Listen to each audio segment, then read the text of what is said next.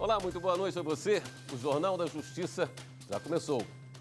Hoje, o plenário do Supremo Tribunal Federal decidiu que é possível a anulação pelo governo de anistias políticas concedidas a ex-cabos da Aeronáutica. O ministro Luiz Fux votou a favor e desempatou o julgamento. Você vai ver também. Servidor público só tem direito à licença remunerada para concorrer a cargo eletivo 3 meses antes da eleição. Seminário Internacional discute como enfrentar as violências no ambiente de trabalho. Justiça condena clínica por queimadura de cliente durante sessão de depilação a laser. Reclamação de erros em procedimentos estéticos são julgados com base no Código de Defesa do Consumidor e no Código Civil. E ainda, o que diz a Lei de Resíduos Sólidos sobre o plástico. O Brasil é o 4º país que mais produz lixo plástico no mundo.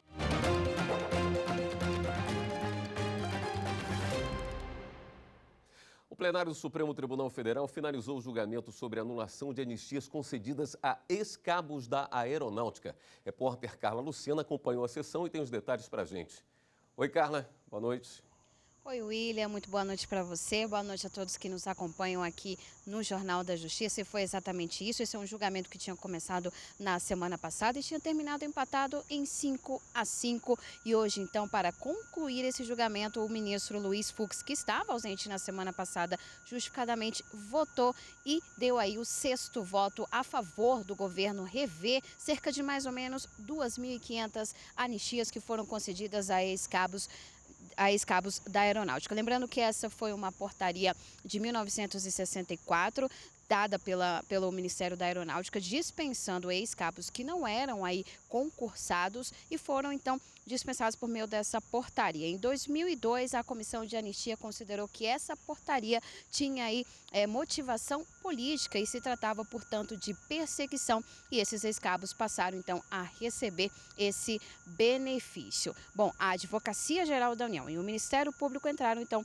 com esses recursos que foram analisados aqui pelo Supremo, dizendo que eles não poderiam seguir recebendo essa anistia, porque a portaria se tratava de uma reformulação administrativa dentro da aeronáutica e não de perseguição política. Portanto, agora o governo vai poder rever essas anistias, anular, se for o caso, deverá ser analisado caso a caso. A pessoa ela vai poder se defender e os valores aí que já foram recebidos não deverão ser devolvidos. Essa foi a decisão do Supremo e agora na reportagem a gente vai ver como foi esse julgamento. Ao desempatar o julgamento, o ministro Luiz Fux disse que a dispensa dos ex-cabos não tem relação com perseguição política e, por isso, o governo pode rever esses benefícios, mesmo que o prazo de 5 anos para anular atos administrativos tenha sido ultrapassado. O que houve com a saída desses cabos foi uma reestruturação funcional da carreira. Então, esses processos de revisão, eles vão demonstrar quais foram os casos em que incidiu naturalmente a reestruturação da carreira e quais foram os casos em que houve efetivamente, digamos assim, uma perseguição política. Com o julgamento concluído por maioria de 6 votos, agora cerca de 2.500 anistias podem passar por revisão e ser anuladas. A decisão também resolve ações semelhantes que aguardavam a manifestação do Supremo. O plenário também retomou a discussão sobre se resoluções do Tribunal Superior Eleitoral podem suspender o registro de partidos políticos quando a Justiça julga essas contas como não prestadas. O ministro Alexandre de Moraes, que tinha pedido vista, votou contra as normas do TSE e destacou que esses casos deveriam ter ação própria. A lei estabelece sanções. O dinheiro público deve ser fiscalizado, a lei estabelece sanções, inclusive sanções financeiras, cessa o recebimento do dinheiro público e multa, ou seja, há sanções. Já o ministro Edson Fachin disse que a prestação de contas é um dever constitucional dos partidos. E se isso não ocorre, o TSE pode suspender o registro, como prever as resoluções questionadas. Não prestar contas é muito mais grave do que ter contas não aprovadas. A situação do descumprimento do dever de prestar contas não é irreversível, de modo que o pleno funcionamento dos órgãos partidários, como apenas haverá suspensão, a retomada depende de sua própria diligência, o que é de todo essa retomada viabilizada pela própria resolução. O julgamento foi suspenso após o pedido de vista do ministro Luiz Roberto Barroso. E amanhã o Supremo Tribunal Federal vai julgar ações que tratam da prisão em segunda instância. Sobre essa sessão eu converso agora com a consultora jurídica da TV Justiça, Karina Zucolotto. Julgamento bastante esperado aqui no Supremo Tribunal Federal, né? Boa noite, Karina. Boa noite, William. Exatamente. A partir de amanhã deve dar início o julgamento de 3 ações declaratórias de constitucionalidade em que os autores buscam que o Supremo Tribunal Federal dê a interpretação definitiva sobre o artigo 5º da Constituição e que fala do princípio da não culpabilidade ou princípio da presunção de inocência e um dispositivo do Código de Processo Penal que foi alterado justamente para resguardar um entendimento do Supremo anterior a 2016, quando tudo foi modificado. Então vamos tentar entender um pouquinho do que se tratam essas ações. Em 2009, o Supremo Tribunal Federal confirmou uma orientação jurisprudencial que já vinha sendo decidida no sentido de que, após a sentença condenatória em primeira instância, a pessoa somente começaria a cumprir a pena depois que todos os recursos pudessem ser interpostos no judiciário e só lá no final, quando não cabíveis mais quaisquer recursos, aí sim ela seria recolhida ao cárcere para cumprir aquela pena. Havia uma observação naquela decisão. Se houvesse alguma justificativa que autorizasse a decretação da prisão preventiva, aí sim poderia ser levado ao cárcere. Mas a regra era a liberdade, o direito de recorrer em liberdade, mesmo pesando contra si uma sentença penal condenatória. Em 2016, capitaneados pelo ministro Teori Zavascki, uma maioria que se formou no plenário mudou a orientação jurisprudencial, no sentido de que esse trânsito em julgado para decidir provas e fatos, segundo os ministros do Supremo, numa votação de 7-4, ficou determinado que somente até a segunda instância é que esses fatos e provas poderiam ser analisados. Então, eles interpretaram o artigo 5º da Constituição, esse princípio da inocência ou da não culpabilidade, no sentido de que, após a segunda instância, esses fatos e provas não podem mais ser discutidos e, então, confirmada a sentença penal condenatória, dá-se início imediato à execução provisória da pena. E nessas ações declaratórias de constitucionalidade, o que se busca é justamente saber se aquele artigo 283 do Código de Processo Penal, que foi alterado com base na orientação anterior do Supremo Tribunal Federal, que tinha uma outra composição, deve prevalecer, ou se deve prevalecer esse entendimento que, a partir de 2016, e cujo relator era o ministro Teori Zavascki, vai prevalecer, mantendo-se, então, essa execução provisória da pena após a confirmação da sentença penal condenatória em segunda instância. Karina, vamos acompanhar então o que disseram os ministros Luiz Roberto Barroso e Luiz Fux sobre a expectativa para o julgamento de amanhã. A jurisprudência até então, ela segue os padrões internacionais no sentido de que é possível a execução provisória da decisão depois da condenação em segunda instância. Quer dizer, essa decisão ela tem também o condão de gerar um desincentivo para a criminalidade. Nos países onde a justiça é muito célere, até pode se cogitar do trânsito julgado nesses países, mas no Brasil as decisões demoram muito para se solidificar e se tornarem imutáveis.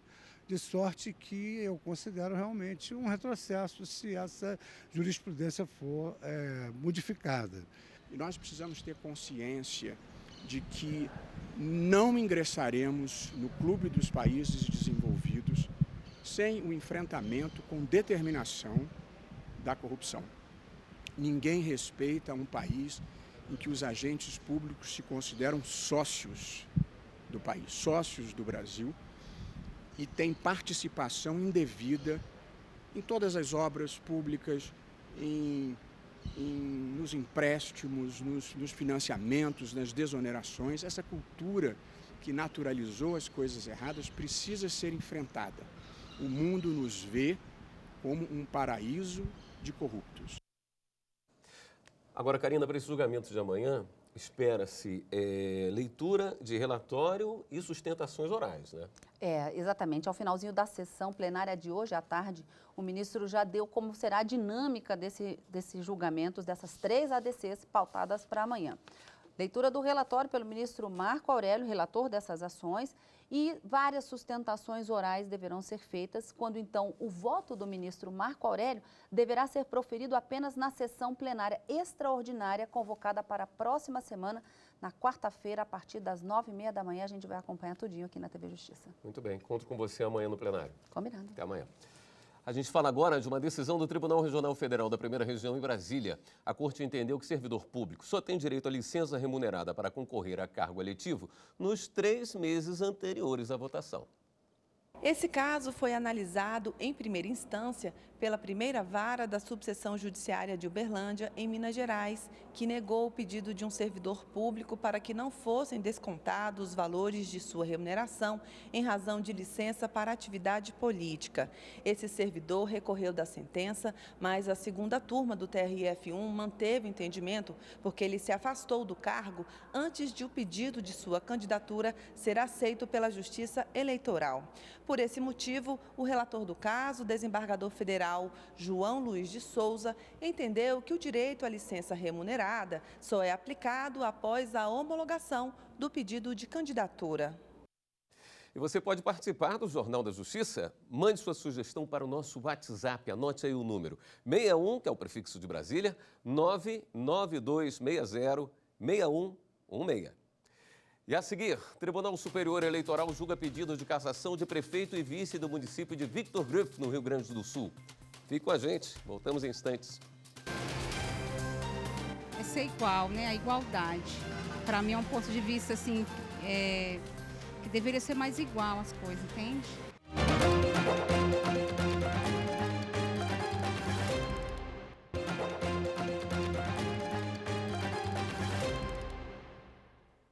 Começou hoje o Seminário Internacional Trabalho Seguro no Tribunal Superior do Trabalho. O tema dessa edição é Violências no Trabalho, Enfrentamento e Superação. Ao vivo, o repórter Pablo Lemos tem outras informações. Oi, Pablo, boa noite. Olá, boa noite a todos. O objetivo do seminário é proporcionar um amplo debate com especialistas sobre segurança no trabalho, com temas como assédio sexual, moral e discriminação. O presidente do TST, ministro Brito Pereira, abriu o evento agora há pouco. O seminário também conta com a participação de ministros daqui do tribunal e também de outras autoridades. Daqui a pouco fará uso da palavra o ativista indiano Kailash Satyarthi. Ele fará a conferência magna de abertura daqui do seminário com o tema intitulado Da Violência à Cultura da Paz nos Ambientes de Trabalho. Kailash foi vencedor do Prêmio Nobel da Paz em 2014 pelo empenho contra a exploração de jovens e crianças. E uma observação importante é que durante todo o seminário, os participantes vão poder doar livros que serão encaminhados para instituições que cuidam de crianças carentes. A iniciativa é uma ação conjunta com o Programa de Combate ao Trabalho Infantil e de Estímulo à Aprendizagem da Justiça do Trabalho, um dos parceiros na realização do evento. O seminário, que começou hoje, vai até o dia 18 e é aberto ao público em geral. Voltamos ao estúdio. Obrigado pelas suas informações, Pablo. O Tribunal Superior Eleitoral começou a julgar o caso sobre a cassação do prefeito e vice da cidade de Victor Gruff, no Rio Grande do Sul.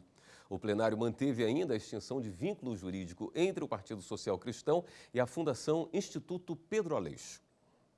Os ministros do TSE aceitaram um pedido do Diretório Nacional do Partido Social Cristão para reconhecer a extinção de vínculo jurídico entre a legenda e a Fundação Instituto Pedro Aleixo, conhecida como FIPA. Ficou definido ainda que os recursos do fundo partidário destinados à FIPA e que estavam sendo depositados em conta judicial serão repassados para a Fundação da Liberdade Econômica.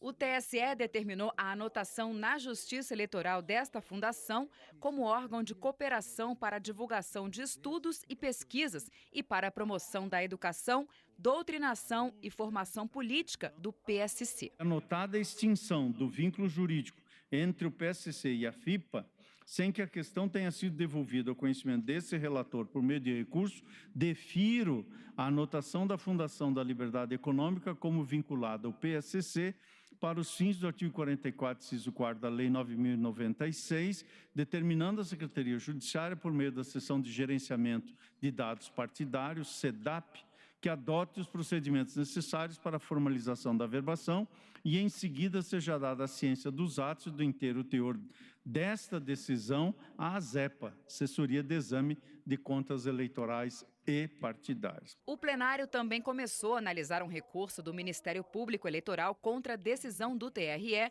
do Rio Grande do Sul, que reverteu a cassação dos mandatos de Cláudio Afonso Auflen e Gilmar Francisco Appelt, prefeito e vice da cidade de Vitor Greff. Os políticos são acusados de compra de votos na campanha de 2016. De acordo com o Ministério Público, a chapa foi beneficiada por correligionários que ofereciam passagens, isenção de imposto e tratamentos médicos a eleitores em troca de votos.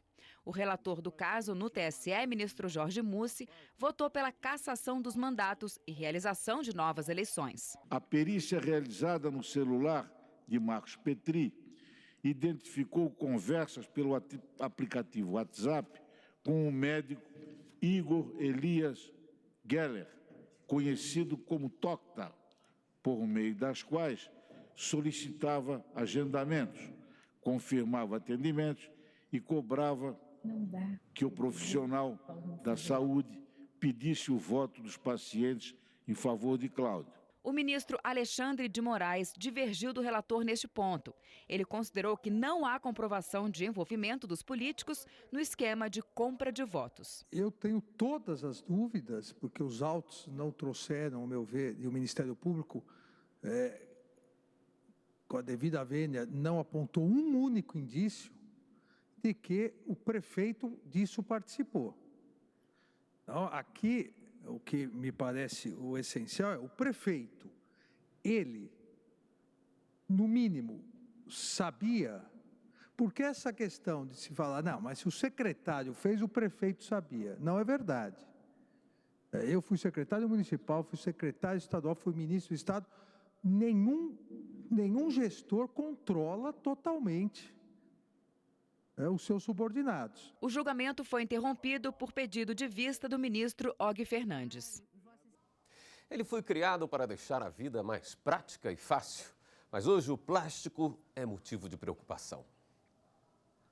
O copo, o canudinho, a sacolinha. Nas prateleiras do supermercado, só dá a ele.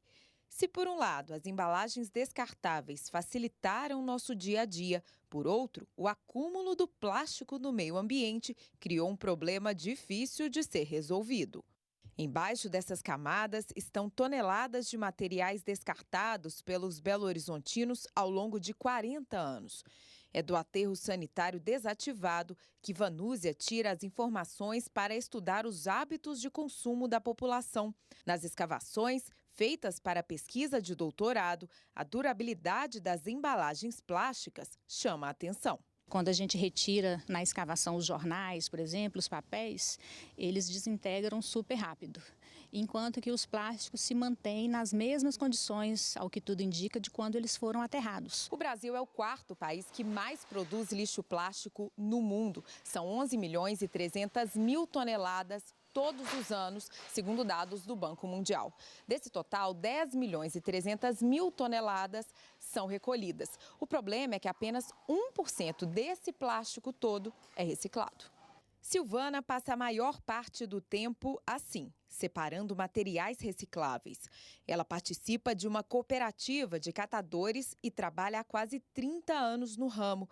Silvana conta que hoje a maior parte do que é recolhido nas ruas são embalagens plásticas, uma média de 5 toneladas por mês. Esse material pode estar trazendo para a cooperativa, né? Daí a gente pode estar negociando, né, o material. O material separado pelos catadores é vendido de volta para a indústria. Assim, pode ser transformado e usado novamente. Esse sistema é chamado de logística reversa e está dentro da Política Nacional de Resíduos Sólidos, instituída por uma lei federal de 2010. Ela vai tratar de uma maneira individualizada e encadeada todo o ciclo produtivo daquele produto. O advogado explica que a responsabilidade de fiscalizar as empresas é do poder público. Aquelas que descumprirem as regras podem ser punidas. A gente tem aí a Lei 9.605, que trata dos crimes ambientais. Nessa lei tem de maneira explícita os tipos penais para responsabilidade penal e a responsabilidade administrativa, que pode gerar inclusive multas de até 50 milhões de reais, a depender do dano gerado em razão da deposição inadequada de resíduos sólidos. Você vai ver a seguir. Cliente que teve a pele queimada durante sessão de depilação consegue reparação de danos na justiça. É daqui a pouco. Voltamos em instantes. Todas as pessoas terem acesso a uma boa educação, a trabalho, a dignidade. Isso é justiça, isso é justo.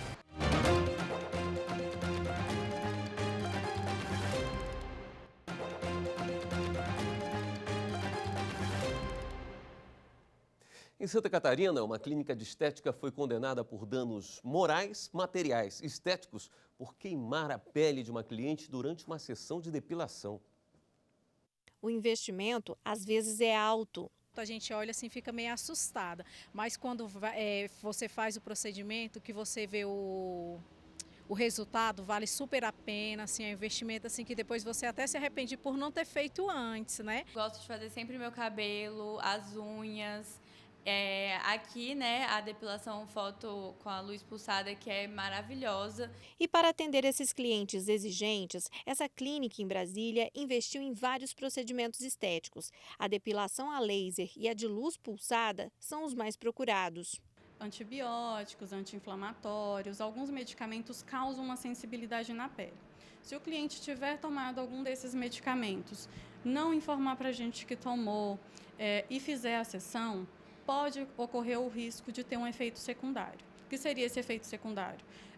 Uma ardência na pele, uma mancha ou até mesmo uma queimadura. Cuidados que nem sempre são tomados pelos esteticistas. Em Santa Catarina, uma clínica foi condenada a pagar quase 12 mil reais de indenização por danos morais, materiais e estéticos para uma mulher que foi queimada durante uma sessão de depilação a laser.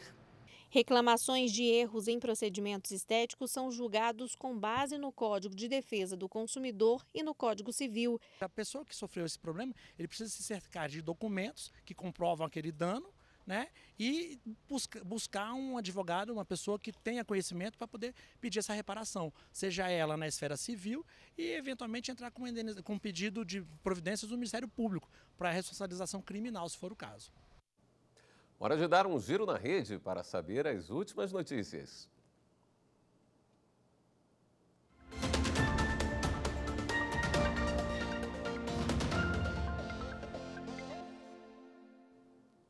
Vamos então até a redação do Jornal da Justiça falar com a repórter Daiane Garcês, que tem as informações.